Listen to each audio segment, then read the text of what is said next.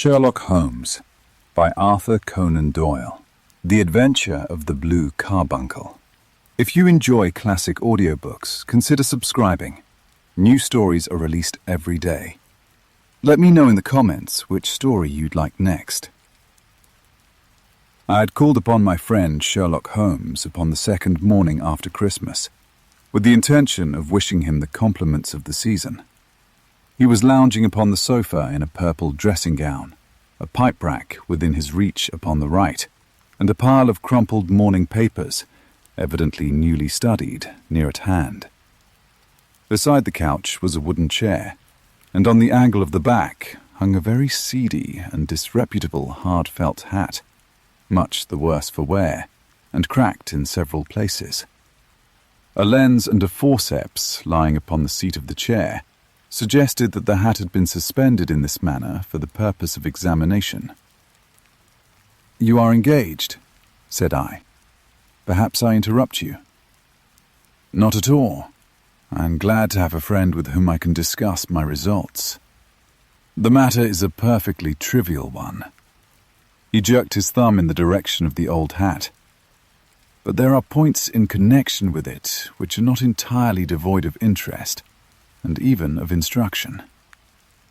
I seated myself in his armchair and warmed my hands before his crackling fire, for a sharp frost had set in, and the windows were thick with the ice crystals. "I suppose," I remarked, "that, homely as it looks, this thing has some deadly story linked onto it, that it is the clue which will guide you in the solution of some mystery and the punishment of some crime."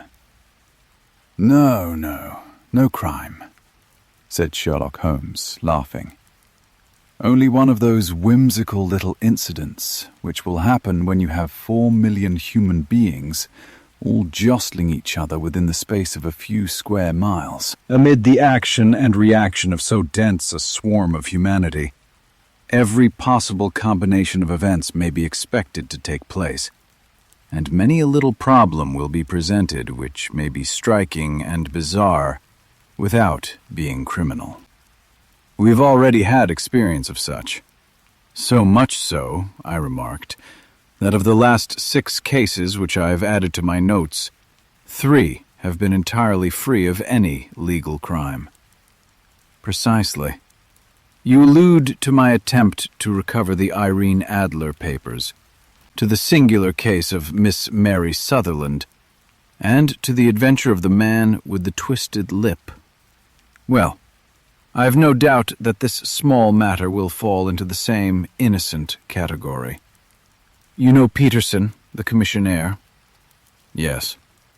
"It is to him that this trophy belongs." "It is his hat?" No, he found it. Its owner is unknown. I beg that you will look upon it not as a battered billycock, but as an intellectual problem. And first, as to how it came here. It arrived upon Christmas morning in company with a good fat goose, which is, I have no doubt, roasting at this moment in front of Peterson's fire. The facts are these. About 4 o'clock on Christmas morning, Peterson, who, as you know, is a very honest fellow, was returning from some small jollification and was making his way homeward down Tottenham Court Road. In front of him he saw, in the gaslight, a tallish man walking with a slight stagger and carrying a white goose slung over his shoulder.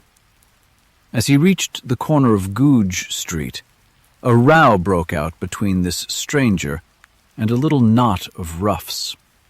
One of the latter knocked off the man's hat, on which he raised his stick to defend himself and, swinging it over his head, smashed the shop window behind him. Peterson had rushed forward to protect the stranger from his assailants, but the man, shocked at having broken the window, and seeing an official-looking person in uniform rushing towards him, dropped his goose, took to his heels, and vanished amid the labyrinth of small streets which lie at the back of Tottenham Court Road. The roughs had also fled at the appearance of Peterson, so that he was left in possession of the field of battle, and also of the spoils of victory in the shape of this battered hat and a most unimpeachable Christmas goose, which surely he restored to their owner. My dear fellow, there lies the problem. It is true that "For Mrs. Henry Baker" was printed upon a small card which was tied to the bird's left leg, and it is also true that the initials H.B. are legible upon the lining of this hat. But as there are some thousands of Bakers and some hundreds of Henry Bakers in this city of ours, it is not easy to restore lost property to any one of them. What then did Peterson do? He brought round both hat and goose to me on Christmas morning, knowing that even the smallest problems are of interest to me. The goose we retained until this morning, when there were signs that, in spite of the slight frost, it would be well that it should be eaten without unnecessary delay. Its finder has carried it off, therefore, to fulfill the ultimate destiny of a goose, while I continue to retain the hat of the unknown gentleman who lost his Christmas dinner. Did he not advertise? No. Then what clue could you have as to his identity? Only as much as we can deduce. From his hat? Precisely. But you are joking. What can you gather from this old, battered felt? Here is my lens. You know my methods. What can you gather yourself as to the individuality of the man who has worn this article? I took the tattered object in my hands and turned it over rather ruefully. It was a very ordinary black hat of the usual round shape, hard and much the worse for wear. The lining had been of red silk, but was a good deal discoloured. There was no maker's name, but, as Holmes had remarked, the initials H.B. were scrawled upon one side. It was pierced in the brim for a hat securer, but the elastic was missing. For the rest, it was cracked, exceedingly dusty, and spotted in several places, although there seemed to have been some attempt to hide the discoloured patches by smearing them with ink. "I can see nothing," said I, handing it back to my friend. "On the contrary, Watson, you can see everything. You fail, however, to reason from what you see. You are too timid in drawing your inferences. Then, pray tell me what it is that you can infer from this hat." He picked it up and gazed at it in the peculiar introspective fashion which was characteristic of him. "It is perhaps less suggestive than it might have been," he remarked, "and yet there are a few inferences which are very distinct, and a few others which represent at least a strong balance of probability. That the man was highly intellectual is of course obvious upon the face of it, and also that he was fairly well-to-do within the last 3 years, although he has now fallen upon evil days. He had foresight, but has less now than formerly, pointing to a moral retrogression, which, when taken with the decline of his fortunes, seems to indicate some evil influence, probably drink, at work upon him. This may account also for the obvious fact that his wife has ceased to love him." "My dear Holmes." "He has, however, retained some degree of self-respect," he continued, disregarding my remonstrance. "He is a man who leads a sedentary life, goes out little, is out of training entirely, is middle-aged, has grizzled hair which he has had cut within the last few days, and which he anoints with lime cream. These are the more patent facts which are to be deduced from his hat. Also, by the way, that it is extremely improbable that he has gas laid on in his house." "You are certainly joking, Holmes." "Not in the least. Is it possible that even now, when I give you these results, you are unable to see how they are attained?" I have no doubt that I am very stupid, but I must confess that I am unable to follow you. For example, how did you deduce that this man was intellectual?" For answer, Holmes clapped the hat upon his head. It came right over the forehead and settled upon the bridge of his nose. "It is a question of cubic capacity," said he. "A man with so large a brain must have something in it." "The decline of his fortunes, then?" "This hat is 3 years old. These flat brims curled at the edge came in then. It is a hat of the very best quality. Look at the band of ribbed silk and the excellent lining. If this man could afford to buy so expensive a hat 3 years ago, and has had no hat since, then he has assuredly gone down in the world." "Well, that is clear enough, certainly. But how about the foresight and the moral retrogression?" Sherlock Holmes laughed. "Here is the foresight," said he, putting his finger upon the little disc and loop of the hat securer. "They are never sold upon hats.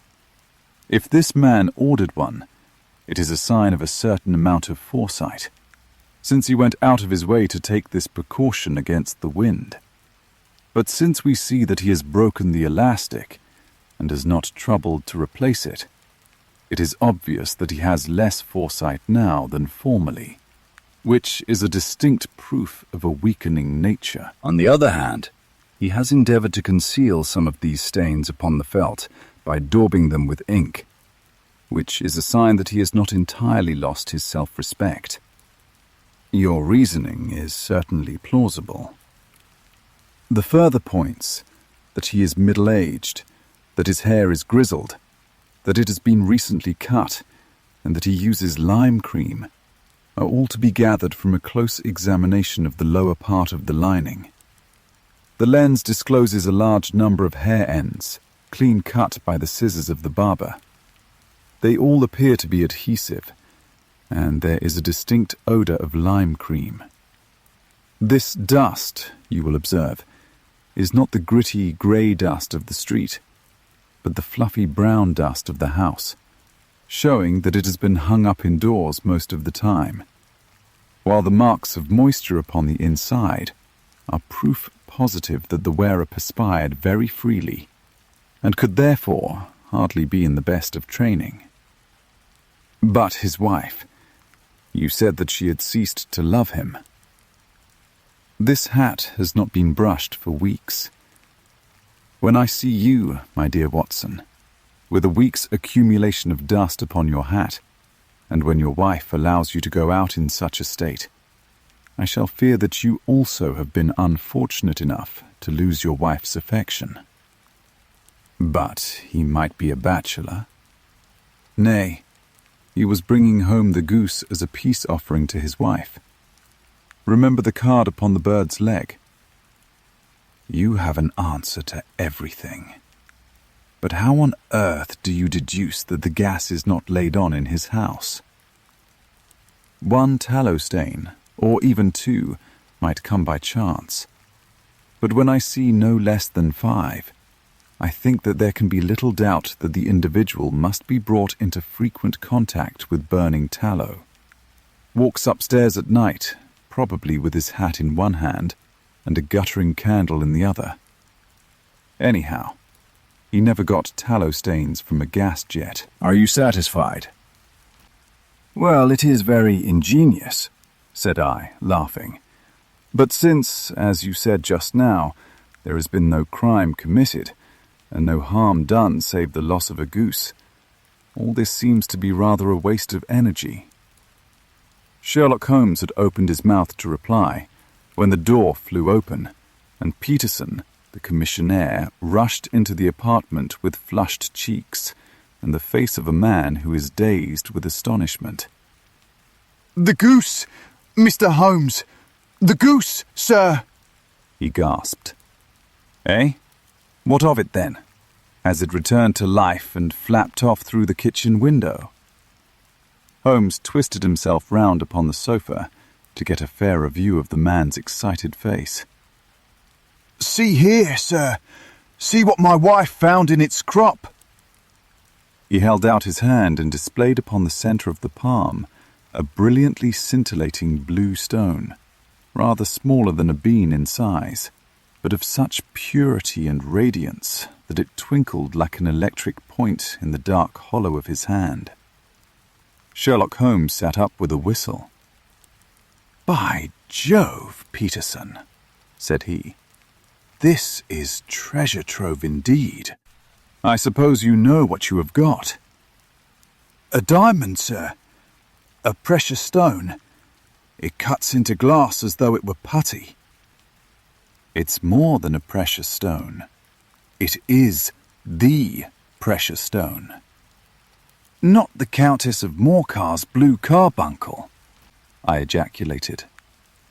"Precisely so. I ought to know its size and shape, seeing that I have read the advertisement about it in the Times every day lately. It is absolutely unique, and its value can only be conjectured. But the reward offered of £1,000 is certainly not within a 20th part of the market price." £1,000? Great Lord of mercy! The commissionaire plumped down into a chair and stared from one to the other of us. That is the reward. And I have reason to know that there are sentimental considerations in the background, which would induce the Countess to part with half her fortune if she could but recover the gem. It was lost, if I remember aright, at the Hotel Cosmopolitan, I remarked. Precisely so, on December 22nd, just 5 days ago. John Horner, a plumber, was accused of having abstracted it from the lady's jewel case. The evidence against him was so strong that the case has been referred to the assizes. I have some account of the matter here, I believe. He rummaged amid his newspapers, glancing over the dates, until at last he smoothed one out, doubled it over, and read the following paragraph. Hotel Cosmopolitan Jewel Robbery. John Horner, 26, plumber, was brought up upon the charge of having upon the 22nd of this month abstracted from the jewel case of the Countess of Morcar the valuable gem known as the Blue Carbuncle. James Ryder, upper attendant at the hotel, gave his evidence to the effect that he had shown Horner up to the dressing room of the Countess of Morcar upon the day of the robbery, in order that he might solder the second bar of the grate, which was loose. He had remained with Horner some little time, but had finally been called away.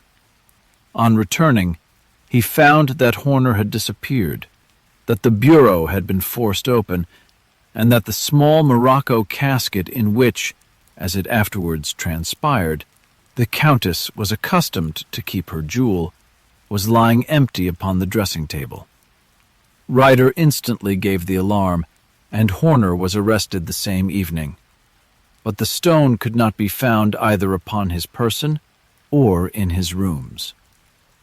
Catherine Cusack, maid to the Countess, deposed to having heard Ryder's cry of dismay on discovering the robbery, and to having rushed into the room where she found matters as described by the last witness. Inspector Bradstreet, B Division, gave evidence as to the arrest of Horner, who struggled frantically and protested his innocence in the strongest terms. Evidence of a previous conviction for robbery having been given against the prisoner, the magistrate refused to deal summarily with the offence, but referred it to the assizes. Horner, who had shown signs of intense emotion during the proceedings, fainted away at the conclusion and was carried out of court. So much for the police court, said Holmes thoughtfully, tossing aside the paper. The question for us now to solve is the sequence of events leading from a rifled jewel case at one end to the crop of a goose in Tottenham Court Road at the other. You see, Watson, our little deductions have suddenly assumed a much more important and less innocent aspect. Here is the stone. The stone came from the goose, and the goose came from Mr. Henry Baker, the gentleman with the bad hat, and all the other characteristics with which I have bored you. So now we must set ourselves very seriously to finding this gentleman, and ascertaining what part he has played in this little mystery. To do this, we must try the simplest means first, and these lie undoubtedly in an advertisement in all the evening papers. If this fail, I shall have recourse to other methods. What will you say? Give me a pencil and that slip of paper. Now then. Found at the corner of Goodge Street, a goose and a black felt hat. Mr. Henry Baker can have the same by applying at 6:30 this evening at 221B Baker Street. That is clear and concise. Very. But will he see it? Well, he is sure to keep an eye on the papers, since, to a poor man, the loss was a heavy one. He was clearly so scared by his mischance in breaking the window, and by the approach of Peterson, but he thought of nothing but flight.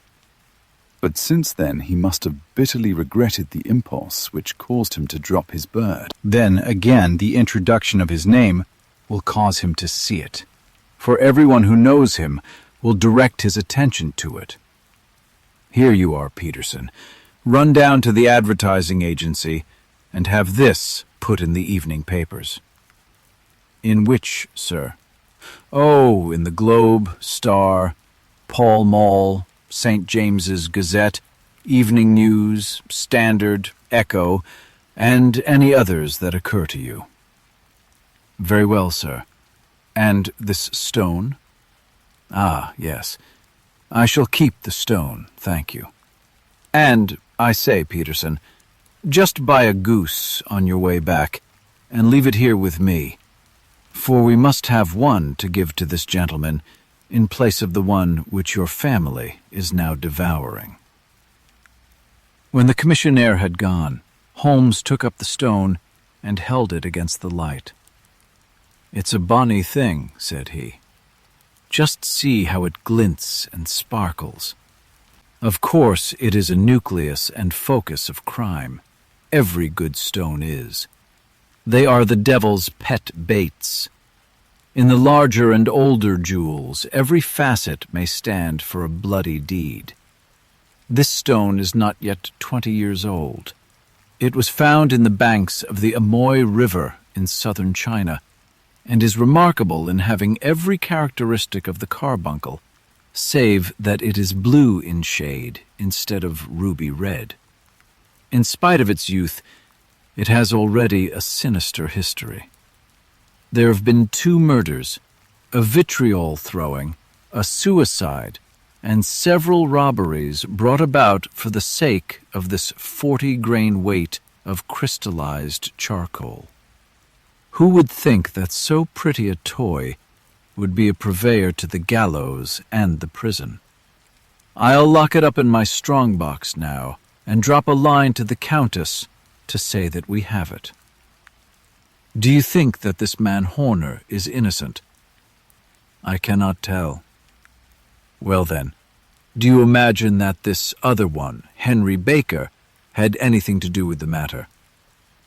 It is, I think, much more likely that Henry Baker is an absolutely innocent man who had no idea that the bird which he was carrying was of considerably more value than if it were made of solid gold. That, however, I shall determine by a very simple test, if we have an answer to our advertisement. And you can do nothing until then? Nothing. In that case, I shall continue my professional round, but I shall come back in the evening, at the hour you have mentioned, for I should like to see the solution of so tangled a business. Very glad to see you. I dine at 7. There is a woodcock, I believe. By the way, in view of recent occurrences, perhaps I ought to ask Mrs. Hudson to examine its crop. I'd been delayed at a case, and it was a little after 6:30 when I found myself in Baker Street once more. As I approached the house, I saw a tall man in a Scotch bonnet with a coat which was buttoned up to his chin, waiting outside in the bright semicircle, which was thrown from the fanlight. Just as I arrived, the door was opened, and we were shown up together to Holmes's room. "Mr. Henry Baker, I believe," said he, rising from his armchair and greeting his visitor with the easy air of geniality which he could so readily assume. "Pray take this chair by the fire, Mr. Baker. It is a cold night, and I observe that your circulation is more adapted for summer than for winter. Ah, Watson, you have just come at the right time. Is that your hat, Mr. Baker?" "Yes, sir. That is undoubtedly my hat." He was a large man with rounded shoulders, a massive head, and a broad, intelligent face, sloping down to a pointed beard of grizzled brown. A touch of red in nose and cheeks, with the slight tremor of his extended hand, recalled Holmes's surmise as to his habits. His rusty black frock coat was buttoned right up in front, with the collar turned up, and his lank wrists protruded from his sleeves without a sign of cuff or shirt. He spoke in a slow staccato fashion, choosing his words with care, and gave the impression generally of a man of learning and letters who had had ill usage at the hands of fortune. "We have retained these things for some days," said Holmes, "because we expected to see an advertisement from you giving your address. I am at a loss to know now why you did not advertise." Our visitor gave a rather shamefaced laugh. "Shillings have not been so plentiful with me as they once were," he remarked. "I had no doubt that the gang of roughs who assaulted me had carried off both my hat and the bird. I did not care to spend more money in a hopeless attempt at recovering them." "Very naturally. By the way, about the bird, we were compelled to eat it." "To eat it?" Our visitor half rose from his chair in his excitement. "Yes, it would have been of no use to anyone had we not done so. But I presume that this other goose upon the sideboard, which is about the same weight and perfectly fresh, will answer your purpose equally well." "Oh, certainly, certainly," answered Mr. Baker with a sigh of relief. "Of course, we still have the feathers, legs, crop, and so on of your own bird. So if you wish—" The man burst into a hearty laugh. "They might be useful to me as relics of my adventure," said he. "But beyond that, I can hardly see what use the disjecta membra of my late acquaintance are going to be to me. No, sir. I think that, with your permission, I will confine my attentions to the excellent bird which I perceive upon the sideboard." Sherlock Holmes glanced sharply across at me, with a slight shrug of his shoulders. "There is your hat, then, and there your bird," said he. "By the way, would it bore you to tell me where you got the other one from? I am somewhat of a fowl fancier, and I have seldom seen a better-grown goose." "Certainly, sir," said Baker, who had risen and tucked his newly gained property under his arm. "There are a few of us who frequent the Alpha Inn, near the museum. We are to be found in the museum itself during the day, you understand." This year our good host, Windigate by name, instituted a goose club, by which, on consideration of some few pence every week, we were each to receive a bird at Christmas. My pence were duly paid, and the rest is familiar to you. I am much indebted to you, sir, for a Scotch bonnet is fitted neither to my years nor my gravity. With a comical pomposity of manner, he bowed solemnly to both of us and strode off upon his way. "So much for Mr. Henry Baker," said Holmes, when he had closed the door behind him. "It is quite certain that he knows nothing whatever about the matter. Are you hungry, Watson?" Not particularly. Then I suggest that we turn our dinner into a supper and follow up this clue while it is still hot. By all means. It was a bitter night, so we drew on our ulsters and wrapped cravats about our throats. Outside, the stars were shining coldly in a cloudless sky, and the breath of the passers-by blew out into smoke like so many pistol shots. Our footfalls rang out crisply and loudly as we swung through the Doctor's Quarter, Wimpole Street, Harley Street, and so through Wigmore Street into Oxford Street. In a quarter of an hour, we were in Bloomsbury at the Alpha Inn, which is a small public house at the corner of one of the streets which runs down into Holborn. Holmes pushed open the door of the private bar and ordered 2 glasses of beer from the ruddy-faced, white-aproned landlord. "Your beer should be excellent, if it is as good as your geese," said he. My geese? The man seemed surprised. "Yes. I was speaking only half an hour ago to Mr. Henry Baker, who was a member of your Goose Club." Ah, yes, I see. But you see, sir, them's not our geese. "Indeed. Whose then?" Well, I got the 2 dozen from a salesman in Covent Garden. "Indeed. I know some of them. Which was it?" Breckinridge is his name. "Ah, I don't know him. Well, here's your good health, landlord, and prosperity to your house. Good night." Now for Mr. Breckinridge, he continued, buttoning up his coat as we came out into the frosty air. "Remember, Watson, that though we have so homely a thing as a goose at one end of this chain, we have at the other a man who will certainly get 7 years penal servitude unless we can establish his innocence. It is possible that our inquiry may but confirm his guilt, but, in any case, we have a line of investigation which has been missed by the police and which a singular chance has placed in our hands. Let us follow it out to the bitter end. Faces to the south, then, and quick march."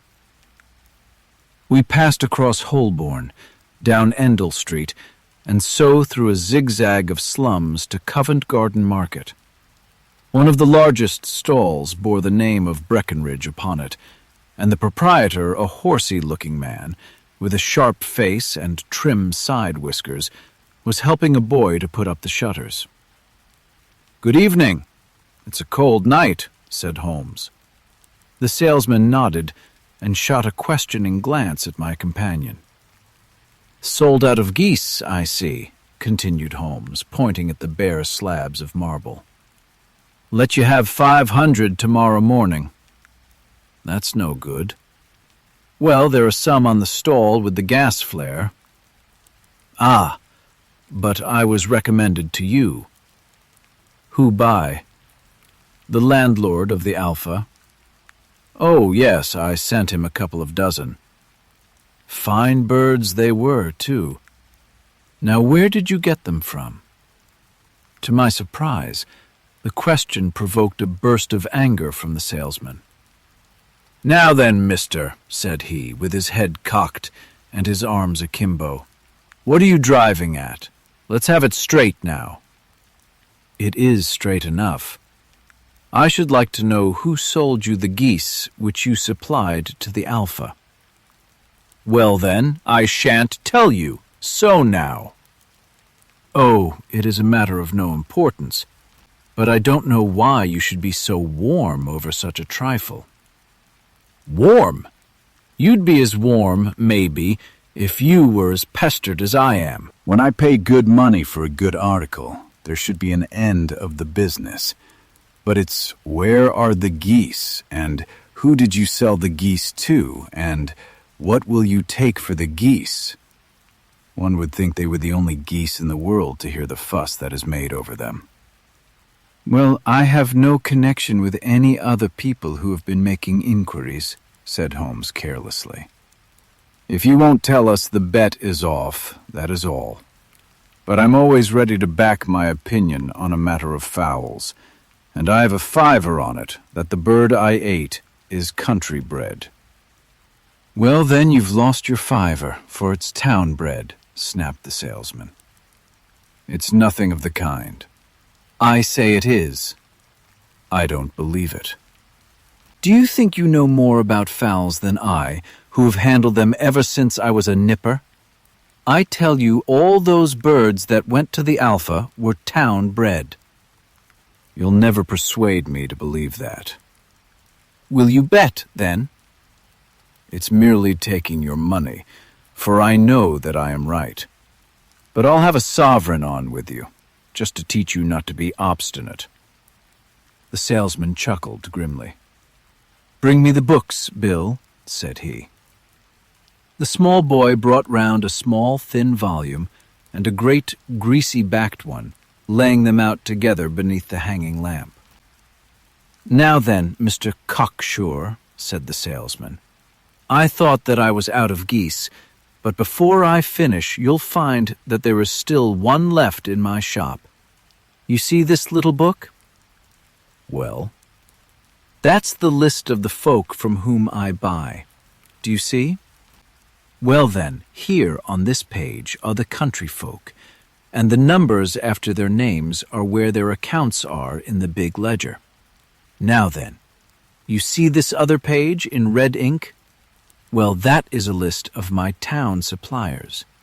Now, look at that third name. Just read it out to me. Mrs. Oakshott, 117, Brixton Road, 249, read Holmes. Quite so. Now turn that up in the ledger. Holmes turned to the page indicated. Here you are. Mrs. Oakshott, 117, Brixton Road, egg and poultry supplier. Now then, what's the last entry? December 22nd. 24 geese at 7 shillings and 6 pence. Quite so. There you are. And underneath? Sold to Mr. Windigate of the Alpha at 12 shillings. What have you to say now? Sherlock Holmes looked deeply chagrined. He drew a sovereign from his pocket and threw it down upon the slab, turning away with the air of a man whose disgust is too deep for words. A few yards off, he stopped under a lamp-post and laughed in the hearty, noiseless fashion which was peculiar to him. When you see a man with whiskers of that cut and the pink 'un protruding out of his pocket, you can always draw him by a bet, said he. I dare say that if I had put £100 down in front of him, that man would not have given me such complete information as was drawn from him by the idea that he was doing me on a wager. Well, Watson, we are, I fancy, nearing the end of our quest, and the only point which remains to be determined is whether we should go on to this Mrs. Oakshott tonight, or whether we should reserve it for tomorrow. It is clear from what that surly fellow said that there are others besides ourselves who are anxious about the matter, and I should— His remarks were suddenly cut short by a loud hubbub which broke out from the stall which we had just left. Turning round, we saw a little rat-faced fellow standing in the centre of the circle of yellow light, which was thrown by the swinging lamp, while Breckenridge, the salesman, framed in the door of his stall, was shaking his fists fiercely at the cringing figure. I've had enough of you and your geese, he shouted.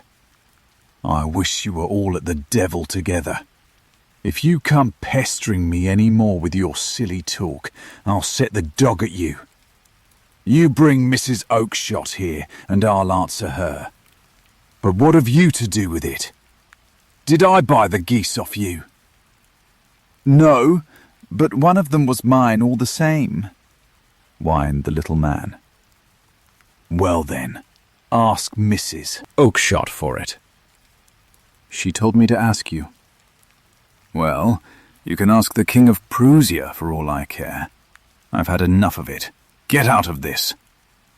He rushed fiercely forward, and the inquirer flitted away into the darkness. Ha! This may save us a visit to Brixton Road, whispered Holmes. Come with me, and we will see what is to be made of this fellow. Striding through the scattered knots of people who lounged round the flaring stalls, my companion speedily overtook the little man and touched him upon the shoulder. He sprang round, and I could see in the gaslight that every vestige of colour had been driven from his face. "Who are you, then? What do you want?" he asked in a quavering voice. "You will excuse me," said Holmes blandly, "but I could not help overhearing the questions which you put to the salesman just now. I think that I could be of assistance to you." "You? Who are you? How could you know anything of the matter?" "My name is Sherlock Holmes. It is my business to know what other people don't know." "But you can know nothing of this." "Excuse me. I know everything of it. You are endeavouring to trace some geese which were sold by Mrs. Oakshott of Brixton Road to a salesman named Breckenridge, by him in turn to Mr. Windigate of the Alpha, and by him to his club, of which Mr. Henry Baker is a member." "Oh, sir, you are the very man whom I have longed to meet," cried the little fellow, with outstretched hands and quivering fingers. "I can hardly explain to you how interested I am in this matter." Sherlock Holmes hailed a four-wheeler which was passing. "In that case, we had better discuss it in a cosy room rather than in this wind-swept marketplace," said he. "But pray tell me, before we go farther, who it is that I have the pleasure of assisting." The man hesitated for an instant. "My name is John Robinson," he answered with a sidelong glance. No, the real name," said Holmes sweetly. It is always awkward doing business with an alias. A flush sprang to the white cheeks of the stranger. "Well then," said he, "my real name is James Ryder." "Precisely so. Head attendant at the Hotel Cosmopolitan. Pray step into the cab, and I shall soon be able to tell you everything which you would wish to know." The little man stood glancing from one to the other of us with half-frightened, half-hopeful eyes, as one who is not sure whether he is on the verge of a windfall or of a catastrophe. Then he stepped into the cab, and in half an hour we were back in the sitting room at Baker Street. Nothing had been said during our drive, but the high, thin breathing of our new companion and the claspings and unclaspings of his hands spoke of the nervous tension within him. "Here we are," said Holmes cheerily as we filed into the room. "The fire looks very seasonable in this weather. You look cold, Mr. Ryder. Pray take the basket chair. I will just put on my slippers before we settle this little matter of yours. Now then, you want to know what became of those geese?" "Yes, sir." "Or rather, I fancy, of that goose. It was one bird, I imagine, in which you were interested, white with a black bar across the tail." Ryder quivered with emotion. "Oh, sir," he cried, "can you tell me where it went to?" "It came here." "Here?" "Yes, and a most remarkable bird it proved. I don't wonder that you should take an interest in it. It laid an egg after it was dead, the bonniest, brightest little blue egg that ever was seen. I have it here in my museum." Our visitor staggered to his feet and clutched the mantelpiece with his right hand. Holmes unlocked his strong-box and held up the Blue Carbuncle, which shone out like a star, with a cold, brilliant, many-pointed radiance. Ryder stood glaring with a drawn face, uncertain whether to claim or to disown it. "The game's up, Ryder," said Holmes quietly. "Hold up, man, or you'll be into the fire." Give him an arm back into his chair, Watson. He's not got blood enough to go in for felony with impunity. Give him the dash of brandy. So, now he looks a little more human. What a shrimp it is, to be sure. For a moment he had staggered and nearly fallen, but the brandy brought a tinge of colour into his cheeks, and he sat staring with frightened eyes at his accuser. I have almost every link in my hands, and all the proofs which I could possibly need, so there is little which you need to tell me. Still, that little may as well be cleared up to make the case complete. You had heard, Ryder, of this blue stone of the Countess of Morcar's. It was Catherine Cusack who told me of it, said he in a crackling voice. I see. Her ladyship's waiting maid. Well, the temptation of sudden wealth so easily acquired was too much for you, as it has been for better men before you. But you were not very scrupulous in the means you used. It seems to me, Ryder, that there is the making of a very pretty villain in you. You knew that this man Horner, the plumber, had been concerned in some such matter before, and that suspicion would rest the more readily upon him. What did you do, then? You made some small job in my lady's room, you and your confederate Cusack, and you managed that he should be the man sent for. Then, when he had left, you rifled the jewel case, raised the alarm, and had this unfortunate man arrested. You then... Ryder threw himself down suddenly upon the rug and clutched at my companion's knees. "For God's sake, have mercy!" he shrieked. "Think of my father, of my mother. It would break their hearts. I never went wrong before. I never will again. I swear it. I'll swear it on a Bible. Oh, don't bring it into court. For Christ's sake, don't!" "Get back into your chair," said Holmes sternly. "It is very well to cringe and crawl now, but you thought little enough of this poor Horner in the dock for a crime of which he knew nothing." "I will fly, Mr. Holmes." "I will leave the country, sir. Then the charge against him will break down." We will talk about that. And now let us hear a true account of the next act. How came the stone into the goose, and how came the goose into the open market? Tell us the truth, for there lies your only hope of safety." Ryder passed his tongue over his parched lips. "I will tell you it just as it happened, sir," said he. "When Horner had been arrested, it seemed to me that it would be best for me to get away with the stone at once, for I did not know at what moment the police might not take it into their heads to search me and my room. There was no place about the hotel where it would be safe. I went out, as if on some commission, and I made for my sister's house. She had married a man named Oakshott, and lived in Brixton Road, where she fattened fowls for the market. All the way there, every man I met seemed to me to be a policeman or a detective, and for all that it was a cold night, the sweat was pouring down my face before I came to the Brixton Road. My sister asked me what was the matter, and why I was so pale, but I told her that I had been upset by the jewel robbery at the hotel. Then I went into the backyard and smoked a pipe, and wondered what it would be best to do.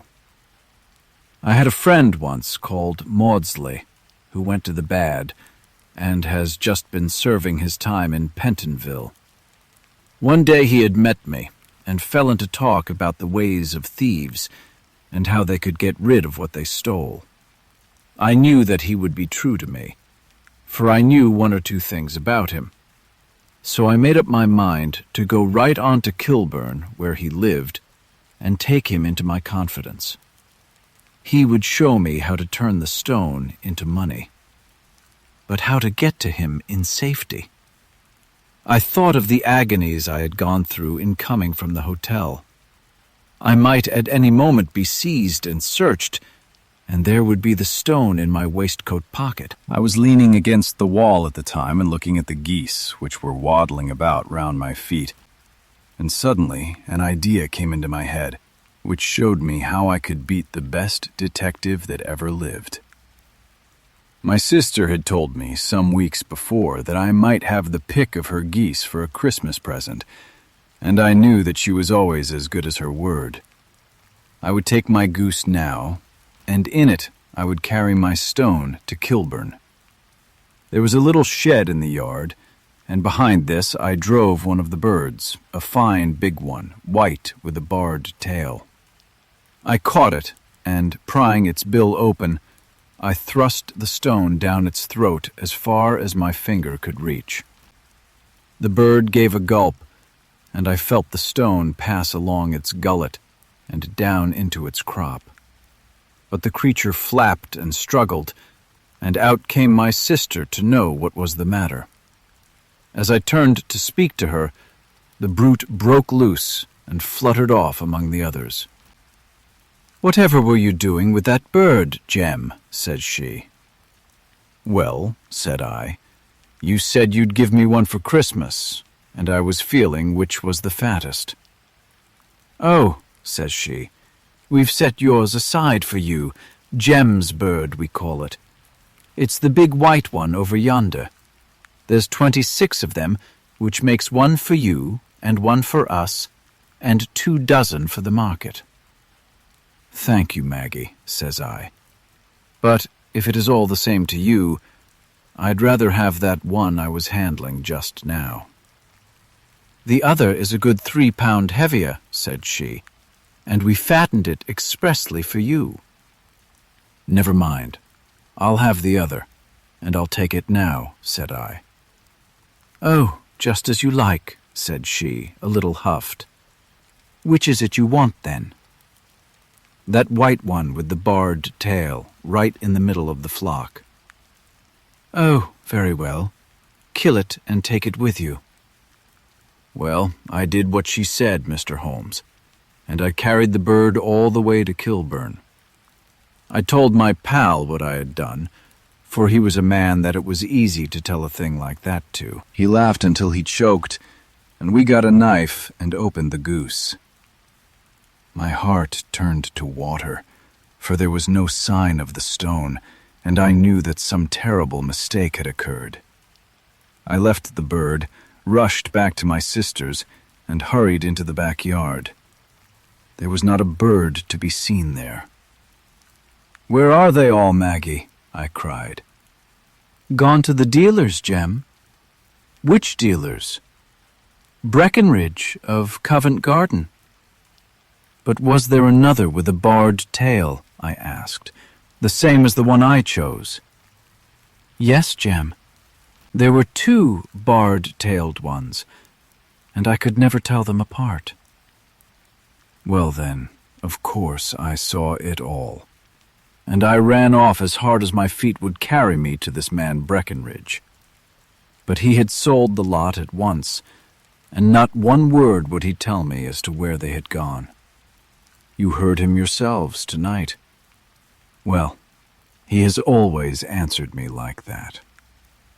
My sister thinks that I'm going mad. Sometimes I think that I am myself. And now I am myself a branded thief, without ever having touched the wealth for which I sold my character. God help me. God help me. He burst into convulsive sobbing, with his face buried in his hands. There was a long silence, broken only by his heavy breathing, and by the measured tapping of Sherlock Holmes' fingertips upon the edge of the table. Then my friend rose and threw open the door. "Get out," said he. What, sir? Oh, heaven bless you! No more words. Get out. And no more words were needed. There was a rush, a clatter upon the stairs, the bang of a door, and the crisp rattle of running footfalls from the street. "After all, Watson," said Holmes, reaching up his hand for his clay pipe, "I am not retained by the police to supply their deficiencies. If Horner were in danger, it would be another thing. But this fellow will not appear against him, and the case must collapse.